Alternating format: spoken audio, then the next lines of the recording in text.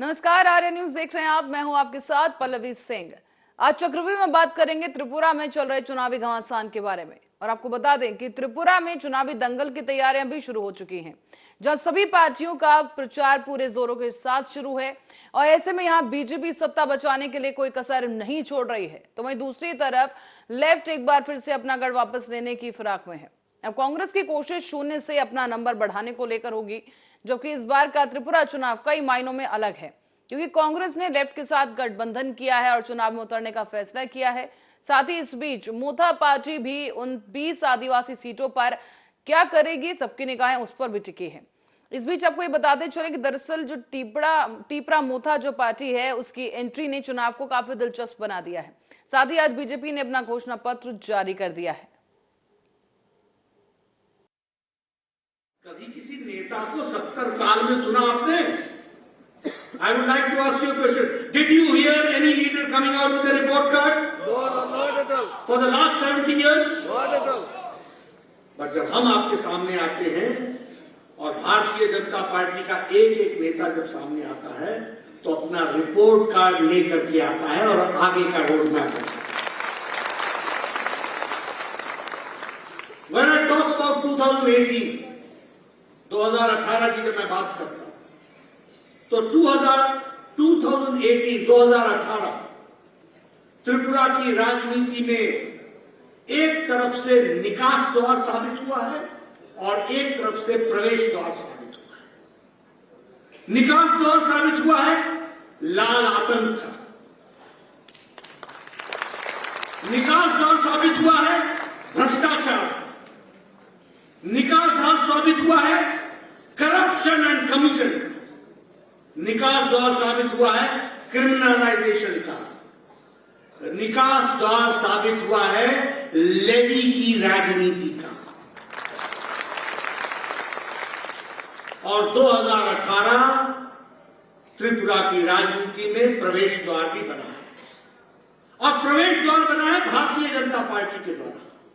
और वह प्रवेश द्वार है विकास का, वह प्रवेश द्वार है शांति का, वह प्रवेश द्वार है सद्भाव का, वह प्रवेश द्वार है तरक्की का, वह प्रवेश द्वार है नई उमंग नई उड़ान का, और वह प्रवेश द्वार है उन्नतो त्रिपुरा श्रेष्ठो त्रिपुरा का।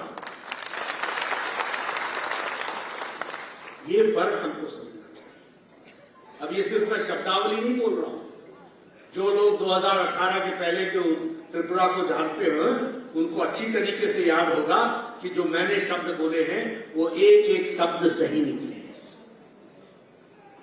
आप लोगों ने हमें जन समर्थन दिया, 43% का वोट आपने हमको शेयर किया। हम धन्यवादी हैं, लेकिन हमने उसका आदर रखते हुए पूरी कमिटमेंट के साथ काम किया। और त्रिपुरा जो बंद ब्लॉकेड इंसर्जेंसी के लिए जाना जाता था, उससे मुक्ति दिला करके peace, prosperity, development and harmony लाने का काम भारतीय जनता पार्टी।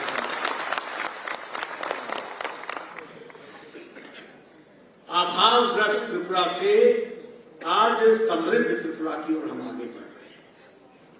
हम एक त्रिपुरा, श्रेष्ठ त्रिपुरा, उन्नत त्रिपुरा की ओर आगे बढ़ रहे हैं। अब मैं आपके सामने कुछ शब्दों के साथ बताना चाहता हूं। जो कहा था वो किया है। कभी किसी नेता को। और इस बीच आपको बता दें कि कांग्रेस एक बड़ी पार्टी होने के साथ ही त्रिपुरा में काफी समय से शासन में काबिज रह चुकी है, लेकिन इस वक्त मौजूदा जो आंकड़े सामने आ रहे हैं वो काफी अलग कांग्रेस की छवि को दिखा रहे हैं, क्योंकि यहां पर कांग्रेस का प्रदर्शन काफी निराशाजनक रहा है। इस बीच आपको हम ग्राफिक्स के जरिए दिखाएंगे कि 2018 के चुनाव में कांग्रेस का क्या हाल हुआ। कांग्रेस के खाते में जो 13 सीटें आई, वो भी उसमें पंचायतल सीट एक मायने रखती है। पंचायतल सीट कांग्रेस में यहां पर 1373 वोटों के अंतर से हारी। 2018 में माताबरी सीट पर कांग्रेस 1569 वोट से चूक गई। कमालपुर सीट पर 2018 में 2918 के अंतर से कांग्रेस की हार हुई। इसी के बाद कैलाश शहर सीट पर 5000 से कम वोट के अंतर से कांग्रेस पार्टी हार गई। सुरजामणि नगर सीट पर कांग्रेस 4,567 वोटों के अंतर से हार गई। अगरतला सीट की बात करें तो यहां 7,382 वोट के अंतर से कांग्रेस को हार मिली। टाउन बोर्दोवली की बात करें तो यहां पर 11,178 वोट से हारी और चिरामल में 25,550 वोट, तलैया में कांग्रेस यहां पर हारी है और इसी के साथ ही करमचेरा में 7,336 वोट से कांग्रेस को हार का सामना करना पड़ा। ये जो कुछ आंकड़े सामने आए हैं ये दर्शा रहे हैं कि लेफ्ट की साथ साठगांठ करके संगठन में मिलकर कांग्रेस ने यहां पर 13 सीटों पर जीत हासिल की, लेकिन कांग्रेस अपना खाता नहीं खोल पाई और बावजूद इसके जिस अंतर से जो कांग्रेस हारी है वो आंकड़े हम आपके सामने पेश कर रहे हैं। यहां पर आप देख सकते हैं कि कांग्रेस का जो प्रदर्शन रहा है 2018 के अनुसार जो हम आपको आंकड़े दिखा रहे हैं उसमें कांग्रेस को जिन सीटों पर हार मिली है उनका जो मार्जिन है वो हम आपको यहां पर दिखा रहे हैं। इसी के साथ साथ आपको ये भी बताते चलें कि अगरतला सीट पर 7,382 वोट से कांग्रेस हारी है। काफी अहम सीट अगरतला सीट हो जाती है। बोर्दोवली सीट भी काफी अंतर से कांग्रेस यहां पर हारी। चरिमल में यहां पर 25,550 वोट से कांग्रेस हारी है। करमचेरा में 7,336 वोट, धर्मानगर में भी 7,000 से ऊपर का आंकड़ा पहुंच गया जिस पर कांग्रेस को हार मिली है और इसीलिए इस वक्त कांग्रेस के लिए अपनी जमीन यहां पर बचाना जरूरी हो गया है। एक नया यहां पर आंकड़े को बढ़ाना कांग्रेस के लिए अहम हो जाता है क्योंकि इस वक्त का जो चुनाव है ये जो 2023 के जो चुनाव होने जा रहे हैं 2024 के चुनाव का सेमीफाइनल के तौर पर इसको देखा जा रहा है। इसीलिए तमाम जो पार्टियां हैं पूरे जोरों शोरों के साथ इस दंगल में कूद पड़ी हैं। ज्यादातर पार्टी अपना घोषणा पत्र जारी कर चुकी हैं। तमाम वादे इस वक्त किए जा चुके हैं क्योंकि जल्द ही चुनाव जो है होना है। 16 फरवरी की तारीख है जहां त्रिपुरा में चुनाव किया जाएगा, मतगणना होगी, उसके बाद 2 मार्च को नतीजे सामने आएंगे।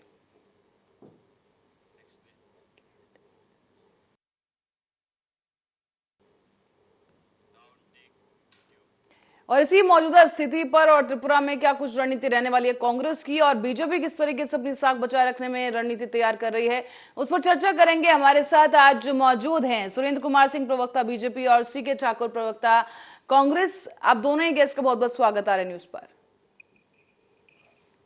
सुरेंद्र कुमार जी, सबसे पहला सवाल आप ही के लिए रहेगा सर कि प्रधानमंत्री नरेंद्र मोदी ने बीजेपी की जो राष्ट्रीय कार्यकारिणी की बैठक हुई 2024 जीतने का मूल मंत्र उन्होंने दे दिया था। उसमें हर समुदाय के वांछितों और पासमानदा मुस्लिमों पर खासतौर पर नजर रखने के लिए, उनको पकड़ बनाने के लिए और बीजेपी की पहुंच को उन तक बढ़ाने पर जोर दिया गया। तो किस तरीके से आप देखते हैं जो मूल मंत्र दिया जा चुका है उस पर क्या कुछ रणनीति अब बीजेपी की रहने वाली है?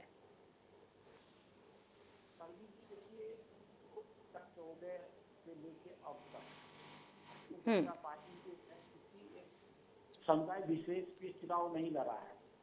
भारतीय जनता पार्टी का मूल मंत्र है सबका साथ, सबका विकास, सबका सहयोग। देश आगे कैसे बढ़े, देश आगे कैसे बढ़े, इस पे काम करना भारतीय जनता पार्टी ने शुरू कर दिया था और अब तक इसी पैटर्न पे हम आगे भी बढ़ रहे हैं। तमाम प्रदेश में हम चुनाव जीत रहे हैं और उस प्रदेश का विकास भी हम कर रहे हैं। और जहां तक रहा आज का विषय जो 18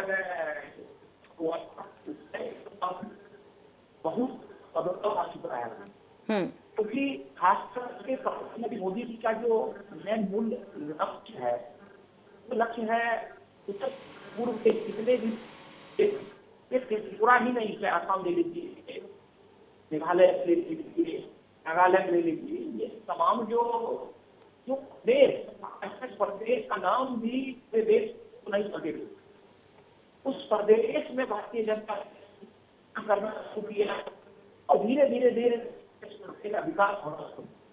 आज हर एक व्यक्ति उत्तर पूर्व जाने के लिए और वहां पर कुछ आने के लिए आज जो है हर कोई चाहता है, लेकिन आज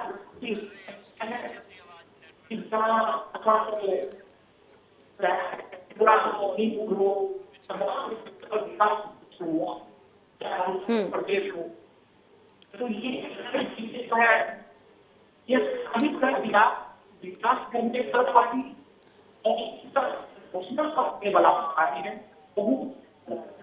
सुरेंद्र जी, आपकी कनेक्टिविटी में थोड़ा दिक्कत आ रही है सर, दोबारा आपसे एक बार संपर्क साधने की कोशिश करेंगे। सीके ठाकुर जी भी हमारे साथ कांग्रेस से मौजूद हैं इस वक्त।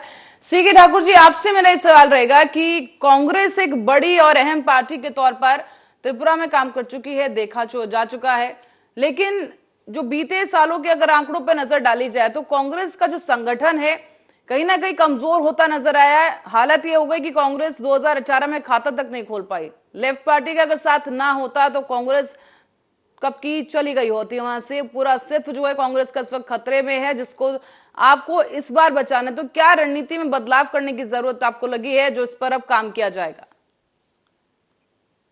देखिए पल्लवी जी, कांग्रेस अभी वहाँ डॉक्टर अजय वहाँ प्रभारी हैं और आपको पता होगा कि डॉक्टर अजय पर हमला करके मुझे लगता है कि अब कौन थे नहीं थे, लेकिन आज कहाँ जा रही है आप समझ रहे होंगे कि इन लोगों ने हमला किया हमारे प्रभारी पर। और वहाँ काफी मेहनत कर रहे हैं और कांग्रेस पार्टी, चूंकि देश में जिस ढंग से लोकतंत्र का गला घोंटा जा रहा है, खरीद फरोख्त की सरकार बनाई जा रही है, जहां जहां हमारे या अन्य दल के लोग जीतते हैं, माननीय प्रधानमंत्री उनकी टीम जो है एक योजना बना करके लोगों को खरीद फरोख्त करने का काम किया। आप जहां भी जाएं, चाहे मुंबई चले जाएं, महाराष्ट्र चले जाएं या फिर झारखंड आ जाएं या कहीं भी, हर जगह ये हमेशा प्रयत्नशील रहा कि किसी तरह से खरीद फरोख्त करके सरकार को बनाए। तो इनकी ये नीति है। तो कार्यकर्ताओं को भी कई गुना दामों में खरीद करके सरकार बनाने की कोशिश करते हैं। तो और देखिए, इनसे बड़ा झूठा इस धरती पे भारतीय जनता पार्टी के लोग जितना झूठ बोलते हैं, जितना प्रधानमंत्री झूठ बोलते हैं, वो पार्लियामेंट में पब्लिक के सामने झूठ बोलते हैं ये लोग। तो सीके ठाकुर जी, ये कौन सी खरीद फरोख्त की आप बात कर रहे हैं? यहाँ पर जनता ने इस कांग्रेस को नकार दिया है, आप अपना खाता तक नहीं खोल पाए वहां पर। क्या सभी को बीजेपी पार्टी ने खरीद लिया है? क्या जनता भी बीजेपी पार्टी के लिए बिक गई है? देखिए, जब से इन्होंने नोटबंदी किया, नोटबंदी के माध्यम से जितने पैसे इन्होंने अपने अकाउंट में घुसाए भारतीय जनता पार्टी और उनकी टीम ने, तो सारे पार्टियों को, सारे लोगों को कमजोर करने का कोशिश किया।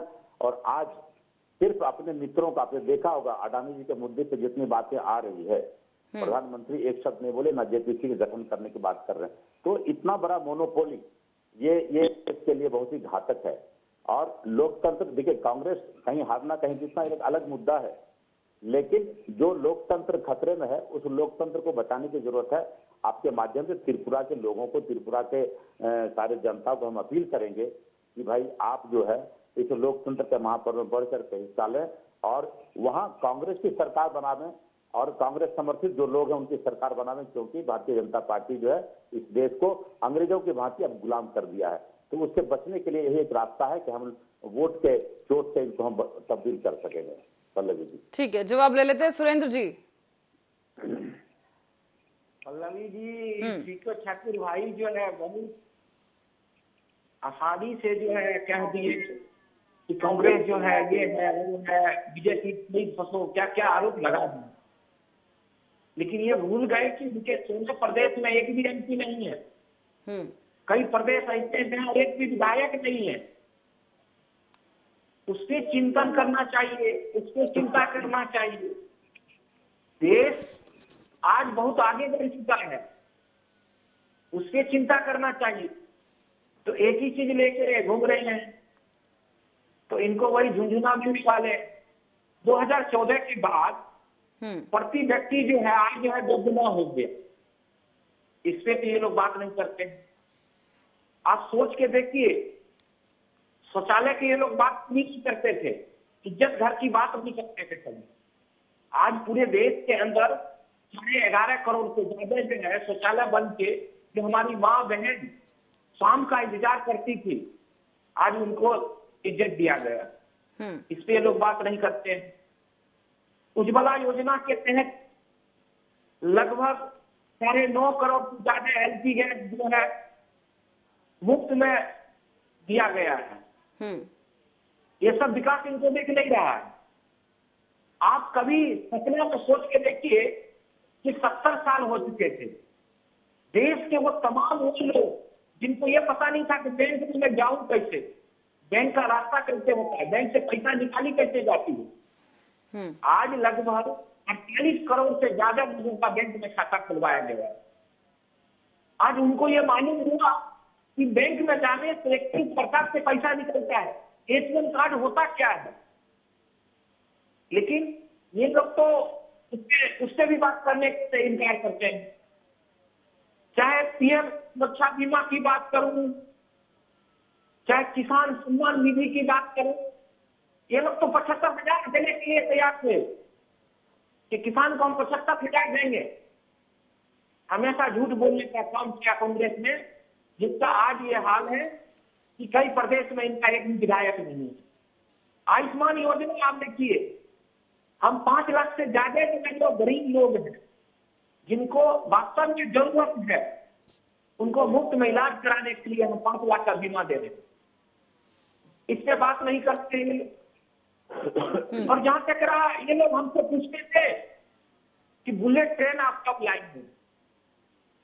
आजादी के 75 साल में जैसे अंग्रेज ने रेलवे को छोड़ के गया था, उसी हालत में ये लोग छोड़े हुए थे।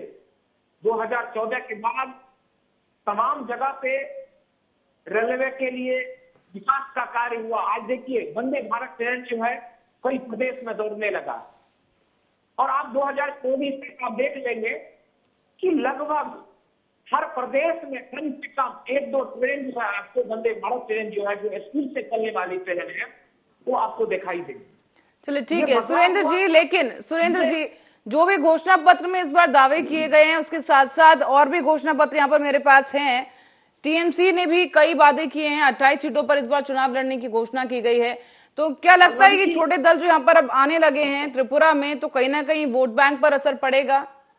नहीं, बिल्कुल। देखिए पल्लवी जी, मैं आपको बताता हूँ, उत्तर प्रदेश में भी ये तमाम दल लड़े थे, पर टीपरी मूथा भी इस बार पार्टी में, टीपरी मूथा भी इस बार चुनाव लड़ रहे हैं। तो क्या लगता है कि वो सेंधमारी कर पाएंगे वोट बैंक में, जो बीजेपी का वोट बैंक, क्योंकि 20% जो सीटें, जो 20 सीटें आरक्षित हैं आदिवासी समुदाय के लिए, उस पर टीपरी मूथा का क्या प्रदर्शन रहेगा, इस पर तो सबकी निगाहें रहने वाली हैं, और इससे पहले भी उनका प्रदर्शन अच्छा रह चुका है। तो क्या लगता है कि बीजेपी के लिए चुनौती बन सकती है? पल्लवी जी देखिए, मैं आपको कह रहा हूँ, बीजेपी को कोई इससे जो है फर्क नहीं पड़ेगा। इसलिए नहीं फर्क पड़ेगा कि हम आदिवासी जो हमारे भाई बहन हैं, हम उनकी बात करते हैं। जो SC/ST से लोग हैं, जो वंचित थे, जिनको किसी प्रकार का कोई लाभ नहीं मिलता था, उन तक हमने पहुंचने का काम किया, उनको लाभ देने का काम हम किया। ये लोग तो छुआछूत मानते थे कि आदिवासी लोग हैं, ये ST समाज से है, ये SC समाज से है। इन लोगों ने तो जात को बांटने का काम किया, समाज को बांटने का काम किया। और जब से भारतीय जनता पार्टी आए, आप देखिए आदिवासी समाज कैसे हैं, देश के राष्ट्रपति, देश के प्रथम नागरिक, हमने उनको इज्जत देने का काम किया। उससे भी कांग्रेस की तरफ से गाली दिया गया। तो देश की जनता को हर चीज मालूम है। देश की जनता जो है एक चीज समझने को आज तैयार है, और आज उनको पता है कि विकास कौन कर सकता है, देश का नाम जो है पूरा दुनिया में कौन कर सकता है। आज आप देश से बाहर आप जाइए, इज्जत से आपका नाम लिया जाता है कि भारत से आए हैं। ये आप देख लीजिए, जिनके ये लोग बात करते हैं, ये पड़ोसी देश की बात करते हैं, आज वो भूखे मर रहे हैं, उनको खाने के लिए कुछ नहीं है। ठीक है, सीके ठाकुर जी से जवाब लेते हैं। सीके ठाकुर जी कई गंभीर आरोप लगाए हैं कि जब तक आप शासन में रहे, त्रिपुरा की जनता के लिए क्या किया गया, क्यों जनता ने कांग्रेस को नकार दिया, क्यों कांग्रेस का गठबंधन वहां पर फेल हो गया है त्रिपुरा में, और इस बार पूर्वोत्तर के लिए कांग्रेस की क्या रणनीति रहेगी? देखिए, इस बार कांग्रेस वहां सरकार बनाएगी, क्योंकि अभी पता है, भाई सुरेंद्र जी बता रहे थे, अभी जितना भी रिपोर्ट पेश करते हैं, चाहे JP नड्डा जी हो, चाहे अमित शाह जी हो, चाहे माननीय नरेंद्र मोदी जी हो, ये सब झूठी रिपोर्ट पेश करते हैं। आपको पता है 11 करोड़ की जो बात कह रहे हैं ये शौचालय बनाने की, 11 करोड़ शौचालय का जितना भी फैक्ट्री है, ये गुजरात में अपने दोस्तों से बनवाते हैं। और क्या सड़क पे उतरा है लोगों को, आपको बताओ कि आप देखेंगे 1976-77 में, 75 के आसपास इंदिरा गांधी जी ने इस योजना को लाया था, और वहां से उस समय से लागू है, काम होते रहा है। इनको शायद पता नहीं होगा सुरेंद्र जी को, इसलिए मैं बताना चाहता हूं कि ये जो शौचालय की योजना है, इंदिरा गांधी जी के योजनाओं को कॉपी करके इन्होंने अपना नाम दिया।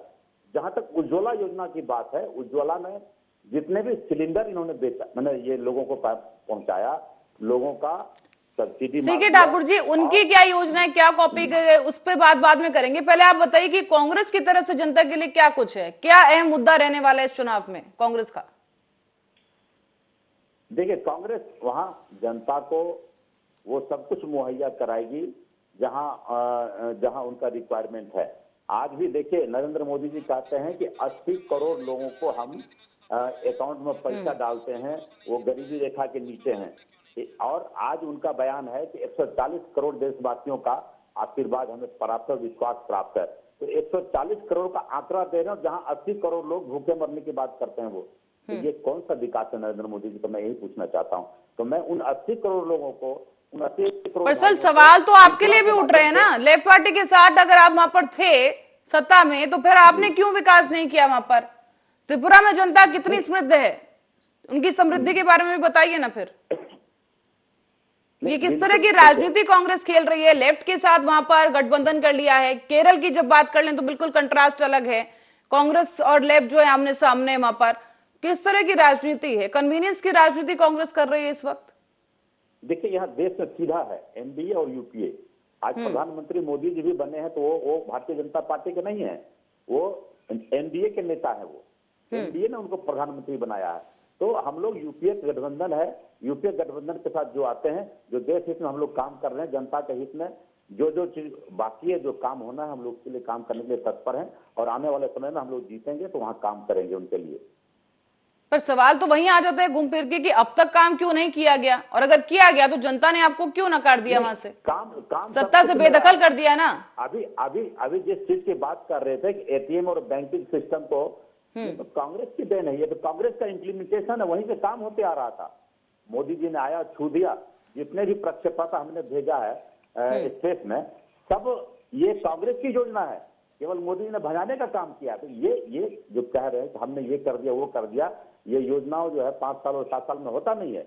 लेकिन अपना नाम कमा रहे, ठीक है, प्रधानमंत्री जो बनेगा नाम कमाते हैं, लेकिन ये कांग्रेस की योजना को आज राजीव गांधी जी कंप्यूटर लाए, और कंप्यूटर के माध्यम से मोबाइल, टीवी, जो जहां हम लोग आज इतना डेवलपमेंट की बात करें, सिर्फ राजीव गांधी की देन है, वो कांग्रेस की देन है। इसको देखिए, डेवलपमेंट के क्रम में जो प्रधानमंत्री फिर बना तो वो कह रहे कि मैंने कर दिया। ऐसा नहीं है। एटीएम तब भी था, बैंकिंग सिस्टम तब भी था, आगे था। लेकिन इन्होंने सबसे बड़ा दुस्साहस ये किया, इन्होंने नोटबंदी का काम किया। इन्होंने नोटबंदी करके ये पूरे देश में जो है एक ब्लैक काला दिवस लाने का काम किया था। आज गरीब लोग गरीब होते जा रहे हैं। अपने मित्रों को ये पैसा देकर अडानी जैसे लोगों को, आज देखिए जेपीसी बनाना नहीं चाहते हैं पार्लियामेंट में। ये मोनोपोली इनका इतना हद तक, कितना एकदम, जब विपक्ष के नेता राहुल गांधी जी भाषण दे रहे हो तो ये वहां से गायब हो जाते हैं। ये इतना अभिमान है इनको, ये एक प्रधानमंत्री है क्या? तो ये अभिमान जनता अपने अदालत में जवाब देगी। ठीक है, बड़े आसानी से आपने कह दिया प्रधानमंत्री में अभिमान है, लेकिन आप मुझे जरा ये बताइए, जब प्रधानमंत्री अपना भाषण दे रहे थे उस वक्त कांग्रेस ने क्या किया? क्या सदन से वॉकआउट नहीं कर दिया गया? क्या वॉकआउट नहीं किया गया? संसद की कार्यवाही को आप लोगों ने मजाक बना दिया है, बैठेंगे नहीं, चर्चा नहीं करेंगे, लेकिन सदन के बाहर जरूर हल्ला करेंगे। नहीं, प्रधानमंत्री फिर कहां गए थे उस समय? वो इसी पर यही तो मुद्दा था कि प्रधानमंत्री जी फिर विपक्ष को सुनते क्यों नहीं है? ठीक है, चलिए सुरेंद्र जी से जवाब ले लेंगे। सुरेंद्र जी, आप सुन रहे थे सीके ठाकुर जी ने जो भी अभी कहा, संसद तक पहुंच गए त्रिपुरा से सीधा, आपकी प्रतिक्रिया चाहूंगी सर। पल्लवी जी, देखिए सीके भाई, जिस प्रकार से भी इन्होंने कहा कि 70-75 में ये सारी योजनाएं थी, ये सच है कि 70-75 में जो योजनाएं थी हमने उनका काफी नहीं किया। ये जो योजनाएं लेके आई थी, एलपी गैस उस टाइम भी मिलता था, आपको भी पता है। सिर्फ गैस सिलेंडर भराने के लिए 3-3 दिन लाइन में लगना पड़ता था, और उन्हीं लोगों को कनेक्शन दिया जाता था जो इनके खास लोग होते थे। 2-4 लोगों को दे दिया, बस योजना बंद हो गई। हमने बदलाव लाया, हमने कहा कि उनके लिए है सबका विकास, और सबका विकास की जो हम बात करते हैं, हम एक सिलेंडर नहीं देंगे, हमने देश के हर व्यक्ति को जो है एलपीजी सिलेंडर देने का काम करेंगे। पहले भी शौचालय इन्होंने बनाए, सिर्फ नाम के शौचालय बने, ये फलाना बाबू है इनको दे दो, ये फलाना बाबू है इनको दे दो, लेकिन हमने वो नहीं किया। हमने अमीरों को नहीं दिया, हमने जो गरीब थे, जिनको जरूरत था, जो जरूरतमंद लोग थे, हम उनको देने का काम किया। और इन्होंने कहा कि राजीव गांधी जी कंप्यूटर लाने का काम किया। यह भी सत्य है कि उन्होंने कहा था कि 21वीं सदी में देश जो है आगे बढ़ेगा। लेकिन यह भी सच है कि 2010 में जिस प्रकार से इन लोगों ने पूंजी करके जो 21वीं सदी में प्रवेश किया था भारत में, सब जो देश विकास करता, उससे ये लोग जो है के देश को बर्बाद करने का काम किया। ठीक है सुरेंद्र जी, मुद्दे से नहीं भटकेंगे, सुरेंद्र जी मुद्दे से नहीं भटकेंगे। इस वक्त त्रिपुरा की बात चल रही है। मैं आपसे ये पूछना चाहूंगी, गुजरात मॉडल की तर्ज पर त्रिपुरा में पिछली बार चुनाव लड़ा गया बीजेपी पार्टी की तरफ से गठबंधन करके। इस साल जो है क्या कुछ ऐसी ही रणनीति देखने को मिलेगी या कुछ अलग रणनीति तैयार की गई है? क्योंकि 2024 की तर्ज पर इस चुनाव को काफी अहम माना जा रहा है। खुद प्रधानमंत्री मोदी ने भी कहा कि जो भी 9 राज्यों के ये चुनाव है, एक भी राज्य को हल्के में नहीं लेना है, एक एक सीट के लिए जी तोड़ मेहनत करनी है। तो क्या कुछ मेहनत इस बार त्रिपुरा में नजर आएगी बीजेपी की तरफ से? क्या नई रणनीति, क्या नया मॉडल हो सकता है? पल्लवी जी देखिए, आपने कहा कि एक एक सीट अहमियत है, ये सत्य है। ये प्रधानमंत्री बनने के लिए अहमियत नहीं है, उस प्रदेश का विकास के लिए अहमियत है। आज की अगर मैं बात करूं, एक एक सीट हमारे लिए और उस प्रदेश के विकास के लिए अहमियत है। हमको सत्ता पाने के लिए हम चुनाव नहीं लड़ रहे हैं। देश का विकास हो, प्रदेश का विकास हो, युवाओं का विकास हो, युवाओं को रोजगार मिले, युवाओं जो है इस देश का नाम जो है पूरे दुनिया में किस प्रकार से रोशन करे, उसके लिए हम चुनाव लड़ रहे हैं, ना कि सत्ता पाने के लिए और करोड़ों का हेराफेरी करने के लिए हम चुनाव लड़ रहे हैं। ये भी सच है कि माननीय प्रधानमंत्री मोदी जी ने हमारे कार्यकर्ताओं को आदेश जरूर दिए कि विकास के रास्ते पे आप लोग लग जाइए, विकास के काम के लिए आप लोग लगिए। पर सुरेंद्र जी, जो घोषणा पत्र आज जेपी नड्डा ने जारी किया है, उसमें खासतौर पर अनुकूल चंद्र नाम पर सभी के लिए 5 रुपए पर भोजन की योजना रखी गई है।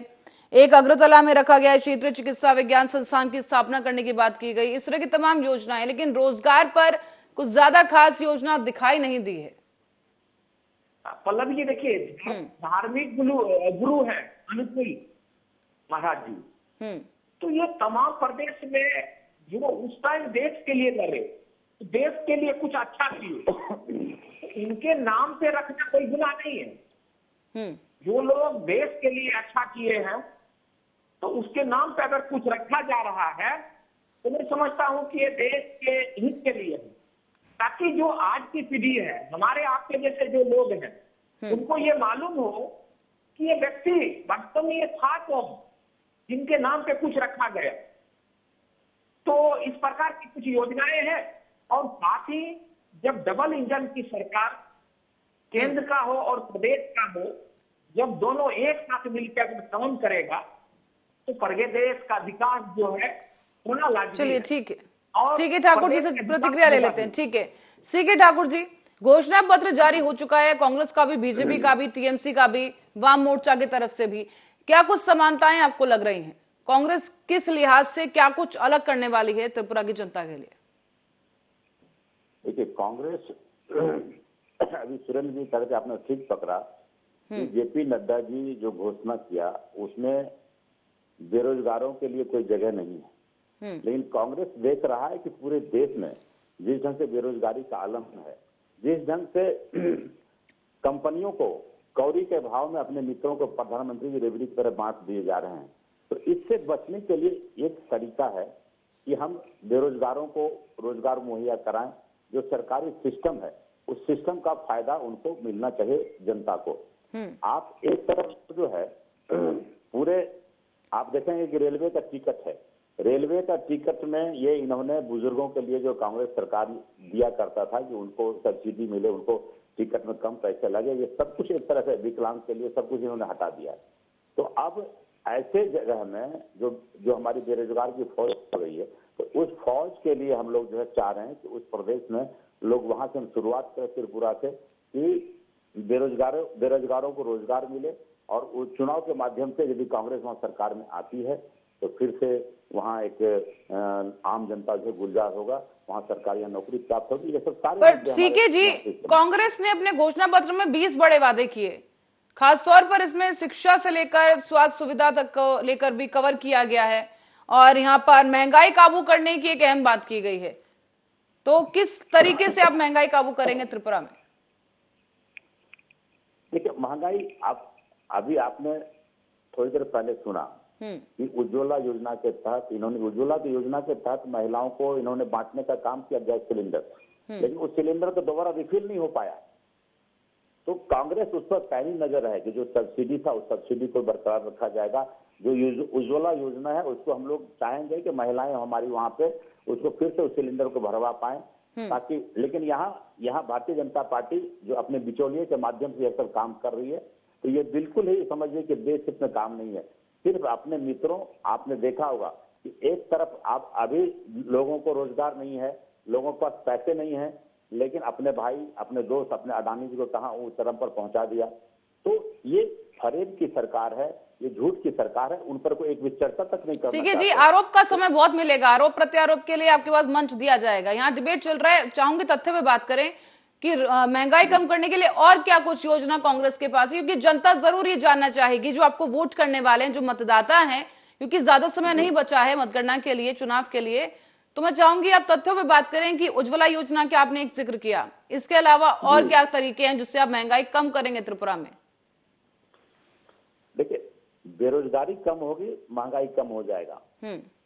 जो सरकारी नौकरियों में जो हमारे आदिवासी हैं, जो SC ST OBC के लोग हैं, इनका आरक्षण को एक साजिश के तहत भारतीय जनता पार्टी छीन रही है।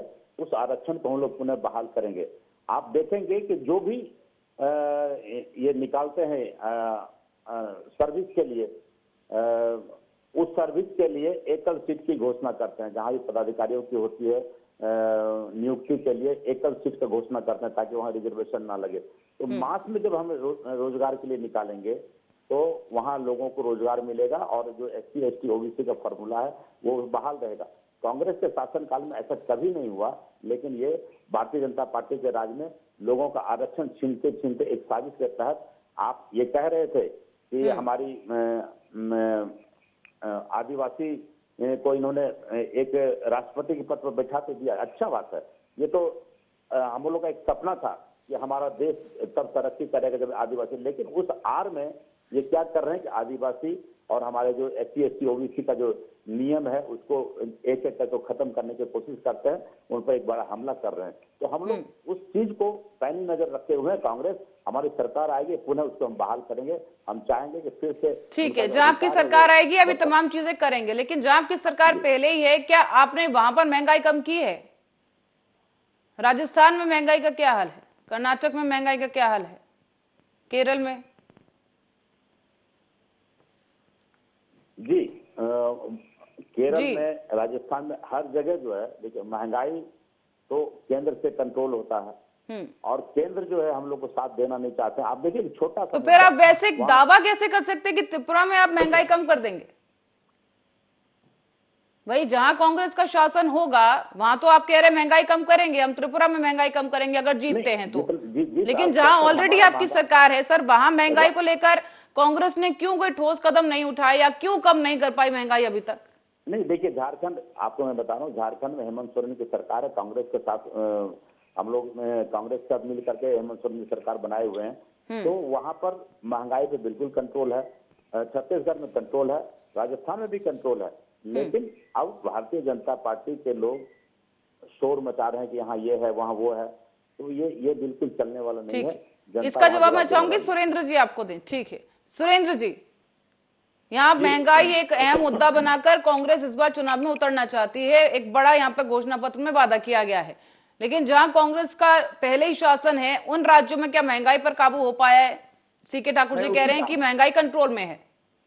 पल्लवी जी, मैं उसी पर, आपने अभी राजस्थान, छत्तीसगढ़ और हिमाचल की बात की, केरल की बात की, जब महाराष्ट्र जिससे पहले इनकी सरकार थी तब। अब आप देखिए, छत्तीसगढ़ हो चाहे हिमाचल हो, आप ही के चैनल पे मैं उस दिन डिबेट पे था, जी। जब हिमाचल के अंदर सब्सिडी के लिए जब 3 रुपए पेट्रोल का रेट जब बढ़ा, तो जयराम रमेश जी से पूछा कि तेल का रेट वहां पे ज्यादा है, आप इसको कम क्यों नहीं कर रहे हैं? तो जयराम रमेश जी का जो कहना था कि आप हमसे मत पूछिए, वहां के सीएम से पूछिए। ये आपने भी चलाए थे और तमाम चैनल ने चलाया था। जब महंगाई की बात हो, सब्सिडी की बात हो, जनता को छूट देने की बात हो, तो फिर वो प्रदेश के जो उनके कांग्रेस के नेता हैं वो उसमें फंसेंगे। और जब प्रधानमंत्री बनने की बात हो तो सारा फैसला राहुल गांधी जी लेंगे। आज जिनके साथ ये चुनाव लड़ रहे हैं, आज उनको गाली दे रहे हैं, और 2024 में चुनाव के लिए प्रधानमंत्री बनने के लिए कह रहे वो मेरे साथ नहीं है। अब देखिए, भारत यात्रा जब इनका शुरू हुआ केरल से, कन्याकुमारी से, अब तमाम प्रदेश में इन्होंने निमंत्रण एक चिट्ठी लिखा कि मेरी यात्रा इस प्रदेश से गुजरने वाली है, आप जो है हमें सहयोग करें, आप हमको सपोर्ट करें। आप वहां से लेकर कश्मीर तक आप देख लीजिए, बल्कि कांग्रेस छोड़ के लोग चले गए और इनके साथ एक भी दल जो है साथ आने को तैयार नहीं हुआ, ना ही खड़ा हुए इनके साथ। सर, छोड़ के तो आपको भी त्रिपुरा में सुदीप राय बर्मन चले गए थे। मैं आ रहा हूँ, मैं तो कह रहा हूँ वो लोग हमको छोड़ के गए, आज वो दोबारा आने को तैयार है और प्रदेश के विकास के लिए वो चाह रहे हैं। पर महंगाई तो एक अहम मुद्दा है ना सर। कांग्रेस कम से कम बात कर रही है कि महंगाई कम करेंगे, कोशिश करेंगे, लेकिन बीजेपी की तरफ से महंगाई को लेकर कुछ नहीं कहा गया। मैं बात कर रहा हूँ, कल आप देखिए लोकसभा में प्रधानमंत्री का जब भाषण चल रहा था, प्रधानमंत्री जी ने कहा कि इस लोकतंत्र में हर एक व्यक्ति को आजादी है अपनी बात को रखने के लिए, जनता की बात को रखने के लिए, समाज की बात को रखने के लिए, महंगाई पे बात करने के लिए। लेकिन आपने 9 साल जो है खपा कितने दिए? सिर्फ गाली देने में खपा दिया। आपने जनता की बात को रोड पे लेके नहीं आया, ना संसद चलने दिए और ना रोड पे आप कहीं बैठते गए। विपक्ष का काम है आवाज उठाना। अगर हम गलत कर रहे हैं तो आप हमको बताइए कि आप गलत कर रहे हैं, वो भी आप आवाज नहीं उठा पाए। और आज महंगाई की बात कर रहे हैं। हमने 80 करोड़ लोगों को मुफ्त अनाज देने का काम किया, और ये नोटबंदी की बात भी स्पीकर भाई ने किया। ये नोटबंदी का ही कमाल है कि आज पाकिस्तान भूखे मर रहे हैं। अगर आज नोटबंदी नहीं होता तो जो 10 साल तक आतंकवादी का हमला होता अपने देश के अंदर, आज भी वो होता। पल्लवी जी, आज देश अगर सुरक्षित है, एक नोटबंदी का भी बहुत बड़ा रोल है। नहीं तो आज देश के अंदर जो है सिर्फ आतंकवादी का इंतजार होता था कि आज इस प्रदेश में हमला हो रहा है, कल उस प्रदेश में हमला हो रहा है। ठीक है सुरेंद्र जी, लेकिन जवाब मुझे मेरे सवाल का अभी भी नहीं मिला है। महंगाई को कम करने के लिए त्रिपुरा में बीजेपी पार्टी क्या करेगी? वहां की ज्यादातर जनता आदिवासी है, उनके लिए, उनके रोजगार के लिए, उनके लाइफस्टाइल को आगे बढ़ाने के लिए बीजेपी के पास क्या प्लान है? मुफ्त में राशन दे देना, कोई योजना शुरू कर देना जिससे कि खाना सस्ते में मिल जाए, क्या इससे उनके रोजगार पे फर्क पड़ेगा? इससे नहीं पड़ेगा। मुफ्त में कोई चीज दे देना किसी चीज का समाधान नहीं है। जब तक लोगों को रोजगार नहीं मिलेगा, 4 पैसे घर में नहीं आएंगे, उनका लाइफस्टाइल बढ़ नहीं सकता और ना ही वो अपने बच्चों को ठीक से पढ़ा पाएंगे। तो इसी के लिए काफी चीजें इससे जुड़ जाती हैं। उसके लिए मैं चाहूंगी कि बीजेपी के पास क्या प्लान है। जैसे कि मैंने सीके ठाकुर जी से ही पूछा, चुनाव नजदीक है, जनता तथ्य जानना चाहेगी कि आखिर क्या प्लान है जिसको वो वोट देने वाले हैं, क्या उनके लिए लेकर आने वाले हैं, क्या आने वाले सालों में उनको विकास देखने को मिलेगा। पल्लवी जी, आप अरुणाचल प्रदेश के अंदर देख लीजिए, जहां पे जाने के लिए कई घंटे लगते थे, हमने रोड हाईवे बनाया। आज अगर तल्ला जाने में आप सिर्फ 6-7 साल पीछे चले जाइए, अगर तल्ला जाने में लोगों को 12-15-20 घंटा लगता था। आज हमने वो सुविधा देने का काम किया ताकि वहां पे रोजगार पैदा हो, वहां के युवाओं को रोजगार मिले और वहां पे विकास हो। जो कनेक्टिविटी है उसको हमने जोड़ने का काम किया है। और आने वाला टाइम में आपने देखा होगा कि आज की जो घोषणाएं हैं उसको हमने कहा कि मेडिकल कॉलेज देंगे, कुछ संस्थाएं वहां पर हम लेकर आएंगे, कुछ नया करेंगे। जिससे कि उस प्रदेश का विकास हो। उस प्रदेश के हिसाब से हम वहां पर डेवलप करेंगे, वहां के नागरिक के हिसाब से हम वहां पर सुविधा देंगे ताकि वहां का विकास हो सके। ठीक है सुरेंद्र जी, एक और अनोखा फैक्टर इस बार है, मुस्लिम वोटर एक अहम फैक्टर बन जाता है बीजेपी के वोट करने की जब बात आती है, क्योंकि 80% जो मुस्लिम हैं, पसमानदा मुस्लिम वोटर्स होते हैं, और उन्हीं को साधने के लिए पीएम मोदी ने भी मूल मंत्र में ये दिया है, जब वो बात कर रहे थे, राष्ट्रीय कार्यकारिणी की बैठक थी, तो उसको साधने के लिए, मुस्लिम वोटर को साधने के लिए क्या प्लान रहने वाला है? देखिए पल्लवी जी, जहां तक आपने कहा कि मुसलमान या हिंदू, सिख, ईसाई, अब ये मुद्दा नहीं रहा देश के अंदर। आप उत्तर प्रदेश देख लीजिए, गुजरात देख लीजिए, जहां जहां अभी हमने चुनाव 2022 में चुनाव हमने जीता है, वहां भी मुसलमान, उन लोगों ने हमको वोट देने का काम किया, क्योंकि हम उनके लिए काम करना शुरू कर दिए, हम उनके बारे में सोचना शुरू कर दिए। अब ये जो विपक्ष के लोग हैं, अब इनको ये लगा कि मुसलमान हो, सिख हो, ईसाई हो, हिंदू, सबका सब मुसलमान, सब जो है बीजेपी को वोट देना शुरू कर दिया। अब ये लोगों ने क्या किया, हिंदू हिंदू में बांटने शुरू कर दिया। रामचरितमानस का तो आज ये कहानी उठ के आया है, आपको नहीं लगता है इस देश के अंदर हिंदू को हिंदू में बांटने का काम कर दिया है? लेकिन देश के लोग जो बहुत होशियार हैं, अब उनको जो है किसी भी प्रकार का ये जलसा या अराजकता, हिंसा, चलिए ठीक है, सीके ठाकुर जी से जवाब लेते हैं। C K Thakur ji, vote bank की अगर बात की जाए तो त्रिपुरा में जिस तरीके से जनता है, आप किस तरीके से वोट बैंक को लेकर चलते हैं, किस तरीके से वोटर्स को साधेंगे? प्रचार को लेकर क्या कुछ खास योजनाएं हैं? देखिए, हम लोग तो बिल्कुल, अभी आपको मैं एक अभी न्यूज में बता रहा हूँ कि आरबीआई कल घोषणा किया कि जितने भी लोन से महंगे होंगे और जो भी लोग ईएमआई पे कर रहे हैं, एक तरफ प्रधानमंत्री जी और भारतीय जनता पार्टी की टीम घोषणा करते हैं कि आपको लोन मुहैया करा रहे हैं, जितने भी बेरोजगार हैं आपको बेरोजगारी का लोन मिल रहा है, पीएम केयर फंड से जहाँ लोन दिया जा रहा है, लेकिन लोन देने के बाद उस पर लगातार जो है वो ईएमआई को बढ़ा दिया जाता है और उसका मतलब रेट ऑफ इंटरेस्ट बढ़ा दिया जाता है। कल भी आरबीआई के गवर्नर ने घोषणा की और आज मैसेज आया अभी जब 1 घंटा पर आपके साथ जुड़ने से पहले कि लोन का जो है वो रेट ऑफ इंटरेस्ट बढ़ा दिया गया। सभी ग्राहकों को बैंक में बुलाया गया, भाई आप अगर देख लीजिए लोन महंगा हो गया। तो अब इस ढंग का जो चाल है ये देश के लिए काफी खतरा है पल्लवी जी। और जहां तक आपने कहा अभी ये पसमानदा मुसलमान या जो भी है, तो इनकी योजना में देखिए, अभी मैं बता रहा हूँ कि एक फ्लैग ऐश का ईटा को लेकर के जो तैरता है पानी में, अब इतना हल्का होता है वो ईट कि पानी में तैरता है। मैं कल भागलपुर, बिहार में है, भागलपुर का मैं न्यूज बताना चाहता हूँ कि वहाँ परसों लोग जो है एक ईटा को फेंका, कहा कि भाई वो जो समुद्र से रामचंद्र जी ने ईटा फेंका था उसको लेकर के हजारों की भीड़ में चल रहे। तो इस ढंग से माहौल को खराब करके देश में झूठी बातों को ला करके ये भारतीय जनता पार्टी का काम रह गया। इसी ढंग से वोट बटोरते हैं, लेकिन यही करते हैं जो आज रेट ऑफ इंटरेस्ट बैंक का बढ़ा रहे हैं। तो मैं भारत की जनता से मैं यही अपील करूंगा कि सच्चाई पर ध्यान दें। पर सीके ठाकुर जी, पूर्वोत्तर में कहीं ना कहीं कांग्रेस का संगठन कमजोर तो हुआ है, जिसकी जगह अब टीएमसी जैसे दलों ने अपने पैर पसारना वहां पर शुरू कर दिया है। तो क्या लगता है क्या कांग्रेस और लेफ्ट के वोट में भी इस बार सेंधमारी हो सकती है, क्योंकि ममता बनर्जी वहां पर प्रचार कर रही हैं? नहीं, देखिए वहां पे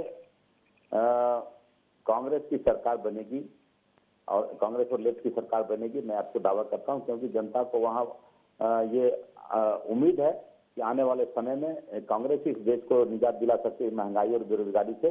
तो जनता वहां कांग्रेस समर्थित दल को वोट करेगी।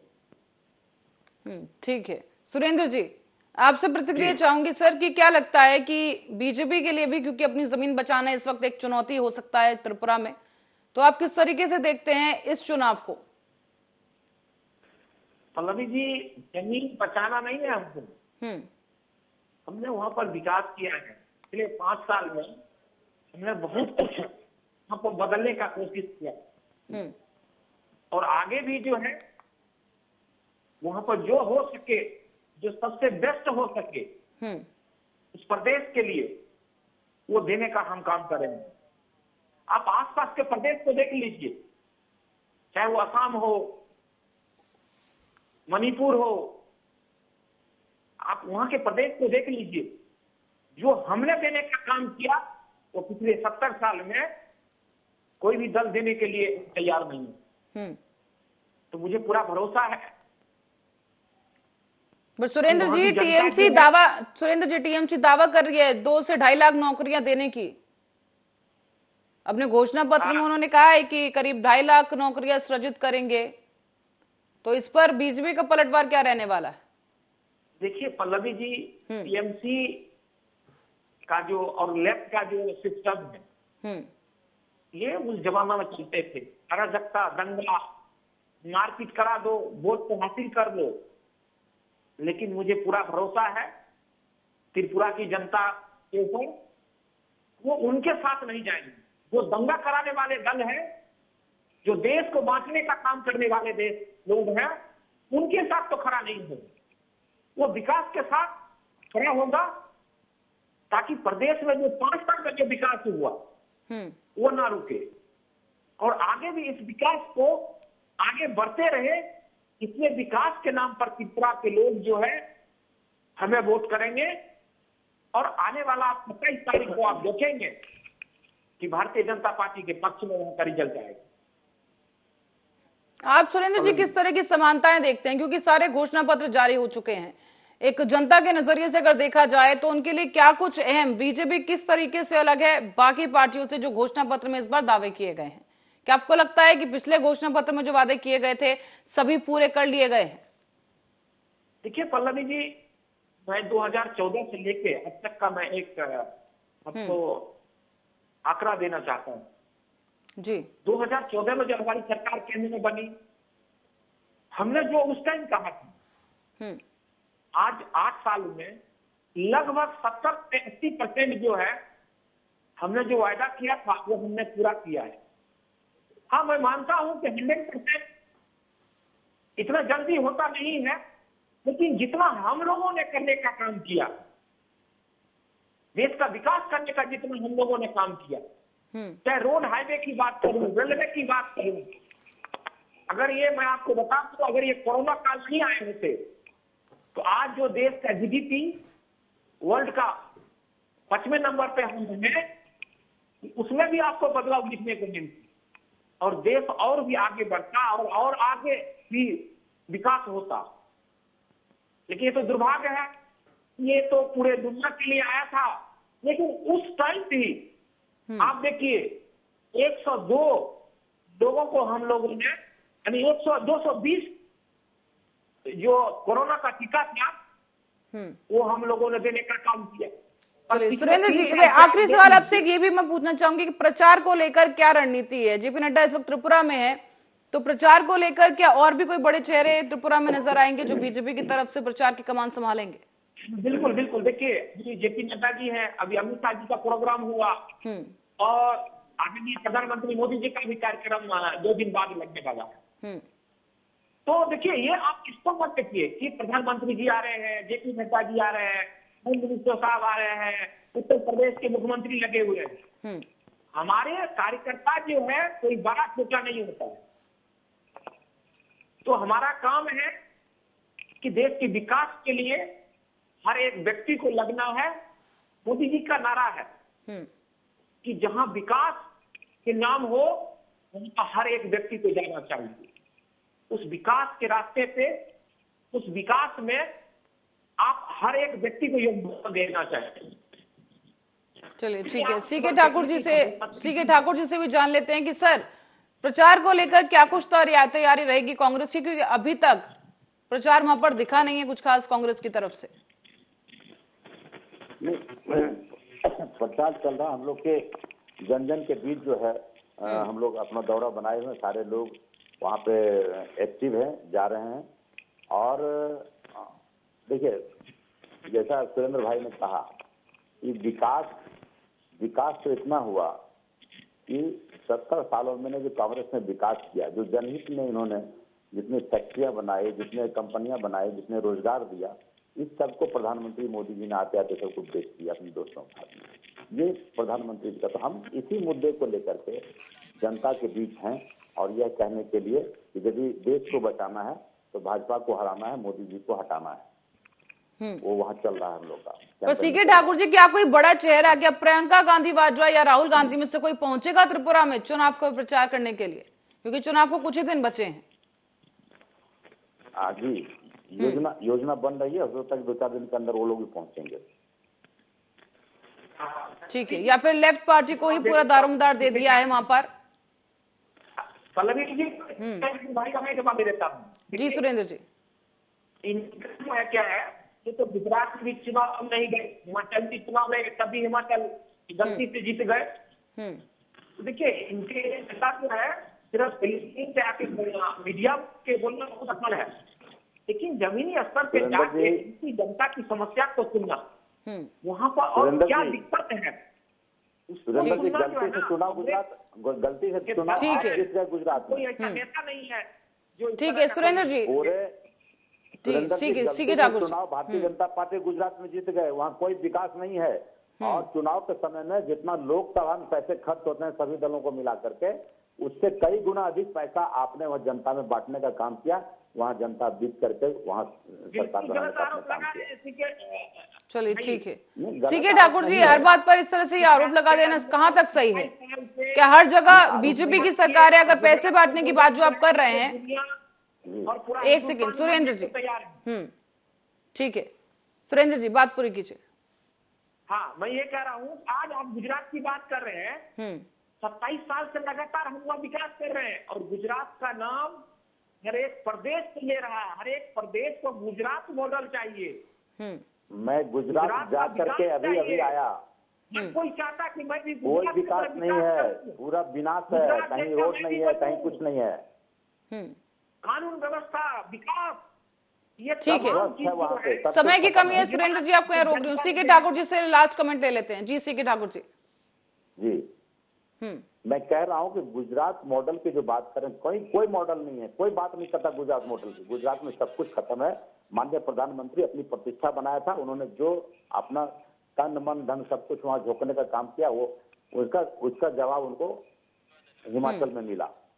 और हिमाचल में हार गए तो वो चेहरा जेपी नड्डा जी को दिए, गुजरात वो जीते तो प्रधानमंत्री जी जीते। ये है, यही इनका नीति है। तो सीके ठाकुर जी, क्या आपको लगता है कि अब बीजेपी ने हिमाचल में अपनी पूरी बढ़िया तरीके से प्रदर्शन नहीं किया, पूरा दमखम नहीं लगाया? जैसे कि आप कह रहे हैं कि गुजरात में उन्होंने ये किया वो किया, क्या हिमाचल में नहीं किया? और जो आप पैसे बांटने की बात कर रहे हैं, अगर वो ऐसा ही होता तो क्या हिमाचल में बीजेपी नहीं जीत गई होती? प्रधानमंत्री जी गुजरात से बिलोंग करते हैं, उनको लगा कि हम गुजरात हार गए तो हमारा लोकसभा इम्पैक्ट होगा। ये पूरा पब्लिक वहां की बता रही है, आप वहां सुन लेंगे ना। चलिए ठीक है, समय की कमी मेरे पास। आप दोनों ही गेस्ट का बहुत बहुत धन्यवाद हमारे साथ इस चर्चा पर जुड़ने के लिए। दर्शकों को बता दें कि बहरहाल पूर्वोत्तर के 3 राज्यों त्रिपुरा, मेघालय और नागालैंड में चुनावी घोषणा के बाद से ही सियासी घमासान जारी है। त्रिपुरा में 16 फरवरी को विधानसभा का चुनाव होगा, उसके लिए मतदान होगा और 2 मार्च को नतीजे आएंगे। सियासी दंगल बेहद ही दिलचस्प होने वाला है, क्योंकि यहाँ सबकी नजर बीजेपी और आईपीएफटी गठबंधन पर होगी। साथ ही साथ सीपीएम कांग्रेस गठबंधन पर नजर टिकी है और बीजेपी, सीपीएम और कांग्रेस तीनों ही राष्ट्रीय पार्टियां हैं। लेकिन त्रिपुरा में इस बार इन तीनों पार्टियों के मंसूबे पर एक बार क्षेत्रीय दल पानी फेर सकता है, क्योंकि 4 साल से कम का वक्त में ही टिपरा मोथा त्रिपुरा में एक बड़ी सियासी ताकत के रूप में उभरी है। तो हमें देखना ही होगा कि जीत का ताज इस साल किस किस सर पर सजेगा। चक्रव्यूह में आज के लिए इतना ही। अब देखते रहिए आर्य न्यूज। नमस्कार।